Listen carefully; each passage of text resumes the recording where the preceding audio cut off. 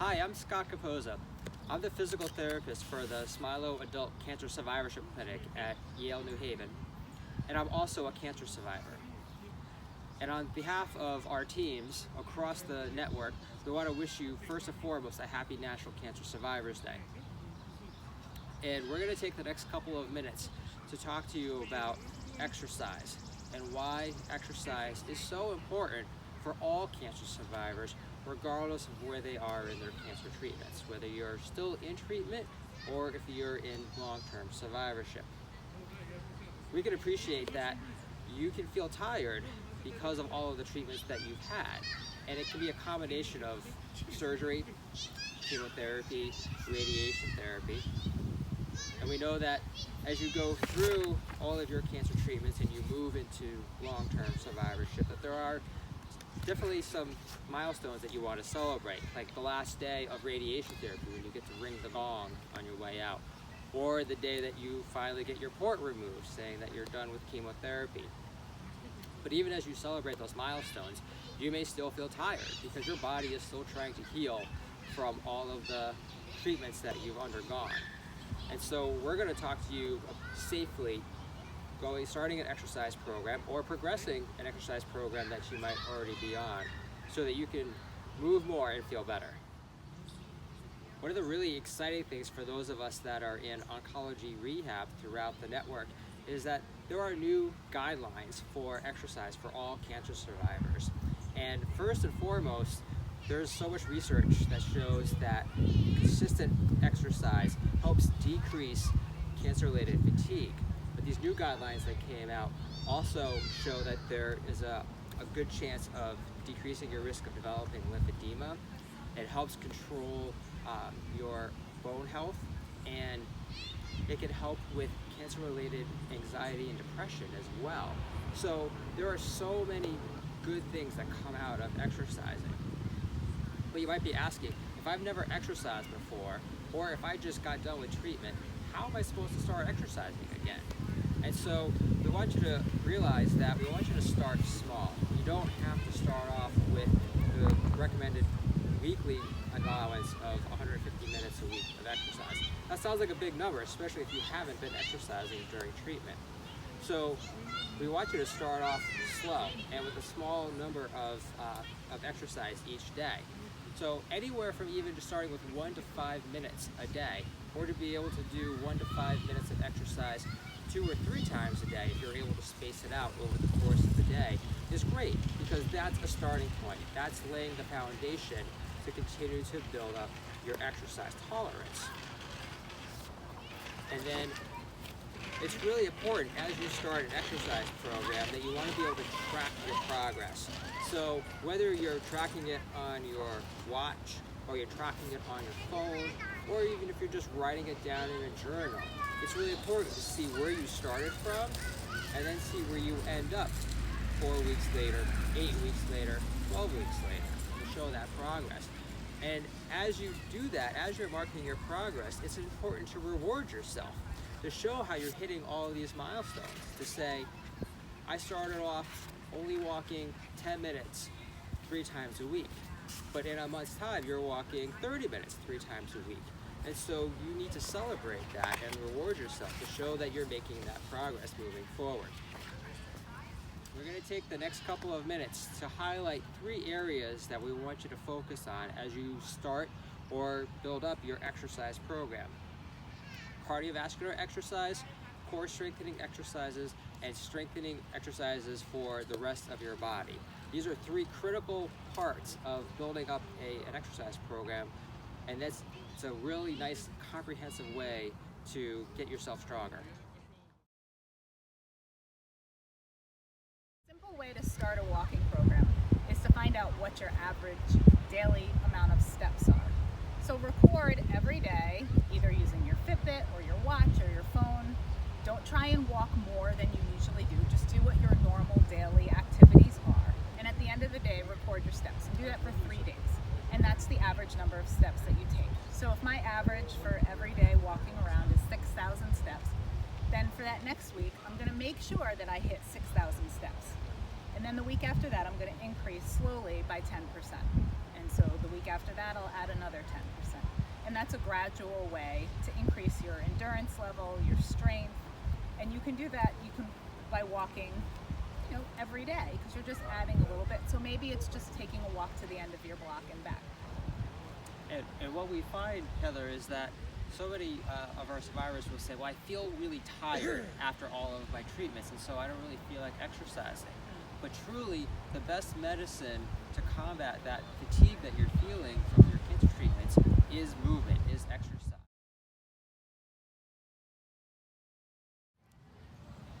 So as you're starting your core strengthening exercises, the first one you can do is a arm and leg raise. You're gonna raise your arm and your leg at the same time. So what you wanna do is position yourself on your stomach, arms out, legs straight back, and you're gonna raise one arm and the opposite leg at the same time. And you wanna hold for about 3 to 5 seconds, and then you're gonna slowly lower it down, and then the other side. Nice and slow, nice and controlled. And this is strengthening all of those muscles of the back, your shoulders, your hips. It's pulling all of that in together while also protecting your spine.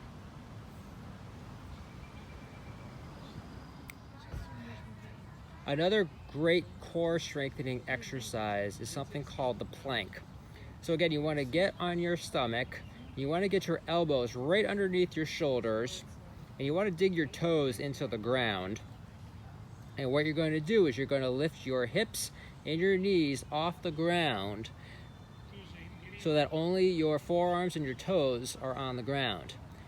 Now make sure that you're keeping your back nice and straight. You don't want to hike your hips up too high in the ground, and you don't want to sag too much either. You really want to try to keep your spine in total alignment to protect your back as you do this exercise. And again, you want to hold this exercise, hold this plank for time. Now, if this is a little bit too hard for you to start off with, you can modify this by going on your knees. You're still engaging your core, but this is a modified plank that you can start with if the regular plank is too hard for you.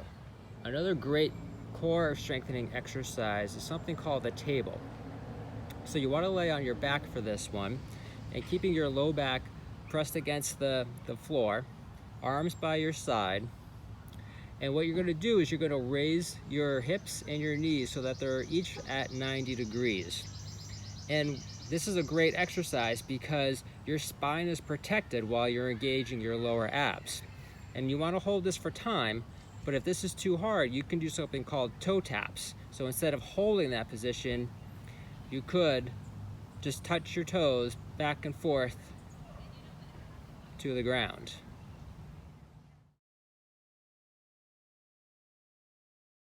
Another upper body strengthening exercise is the push-up. And I know everybody rolls their eyes when they hear the word push-up, but what we're going to show you today is how to do a good modified push-up. And you can always progress on your own to a real military push-up, but for just today, modified push-up. So the first thing you're going to do is go on your bent knees and put your hands down on the ground, a little more than shoulder width apart. You're going to keep your back straight, your core tucked up tight, and you're just going to do a push-up. And notice the straight line from your head to your knees.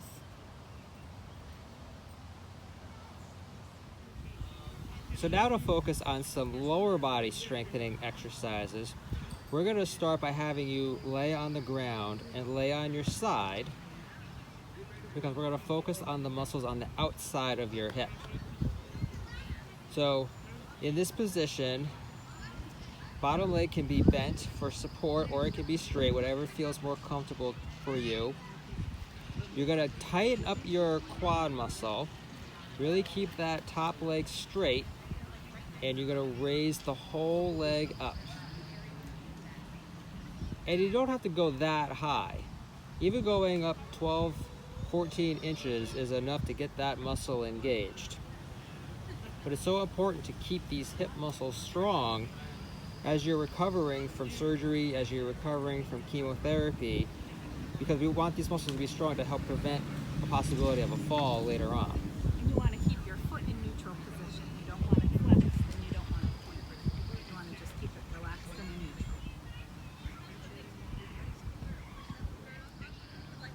The next exercise to strengthen the inside of the hip. So now what you're going to do is you're going to take that top leg and you're going to cross it over almost like a figure 4. And now we're going to strengthen the bottom leg, to strengthen the inside of the bottom leg. So you're going to, again, tighten that quadricep muscle up, keep that leg straight, and you're going to raise the whole leg off the ground. Again, you don't have to raise it very high. Even raising it 6 inches or so is enough to get that muscle engaged to help strengthen that muscle. Next exercise we're going to show you is for lower body strengthening, and it's the squat. So what you're going to do with the squat is you're going to stand with your feet about hips width apart, maybe a little bit wider than your hips, and you're going to just take a squat. Sit down as if you were going to sit in a chair. So your arms are straight forward and you're going to sit. I'll show you what this looks like from the side, because it actually looks like you're sitting. So you're not leaning far forward as you do it. This is easier on your knees. You're just leaning back as if you're going to sit in a chair. Now, a modified way to do this squat would be to use a wall to help. A really safe way to do a squat is to use a wall or a counter or a chair to give you better balance. So you're going to stand about a foot away from the wall with your feet, again, about hips width, a little more than hips width apart. Put your hands on the wall to steady yourself, and then do your squat.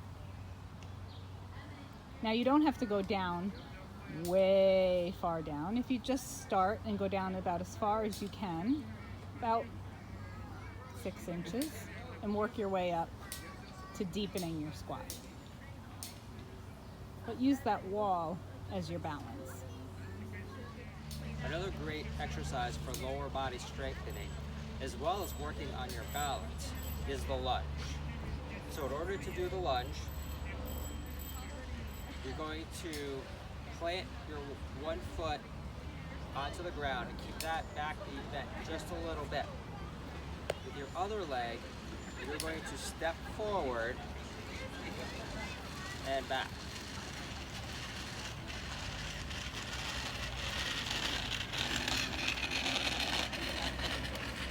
Different ways to modify the lunge, especially if you want to try to incorporate more of your muscles as you do it.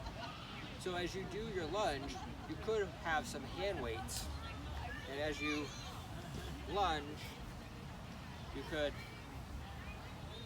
do a bicep curl. Or when you do a lunge, you could do shoulder raises.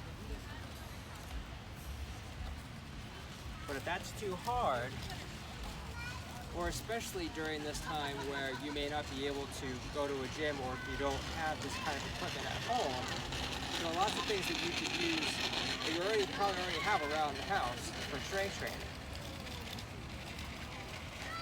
This ketchup bottle alone is 3 pounds. So you could use this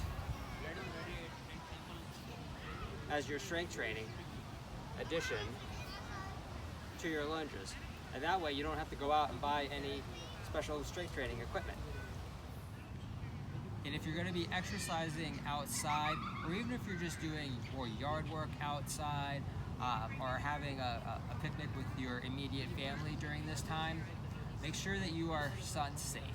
Make sure that you're applying sunscreen before you actually go outside, and make sure that you're reapplying sunscreen every 45 to 60 minutes, depending on how much you sweat and how active you are. You want to be using at least an SPF 30 and maybe even higher. You can have that conversation with your oncology provider to see if you need something stronger. The other option to be sun safe is to look into wearing long clothing, breathable clothing that will protect your skin from the sun's harmful rays. And the last thing to think about as far as protecting your eyes is to make sure that you have a great pair of sunglasses, especially if you have light-colored eyes, to protect them from the sun as well. As you're starting any exercise program, you want to make sure that you check with your medical provider first. Make sure that you get clearance from your oncology provider or your primary care physician as you start an exercise program. We invite you now to start exercising by participating in our inaugural Smilow Survivor Size Challenge. We challenge you to commit to an exercise, any exercise at all, and do it for 15 out of the next 20 days. You may want to commit to taking a 20-minute walk after dinner each night, going for a run in the morning before work, waking up and doing 10 push-ups before you take your shower, or even doing yoga before bed. Whatever you choose, inside or outside, make a commitment to yourself and do it for 15 out of the next 20 days. Anyone can participate. Get your children involved, your spouse, your parents, even your friends. Give everyone their own tracker board. After a long winter and spring spent safely indoors, it's time to get moving. We've created a tracker board which you can download from our website to help you keep on target. Take a picture of it throughout the challenge and share your progress with us on social media over the next few weeks using hashtag Smilow Survivor Size Challenge. We want to cheer you on. We will give a great big shout out to all of our participants during our live closing ceremony on June 30th at noon. So download your challenge tracker board today and start to move more so you can feel better.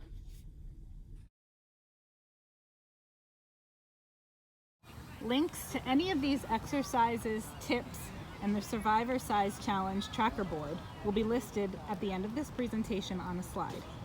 As well, if you have any questions about this video or about exercise in general, please email us at canceranswers@yale.edu.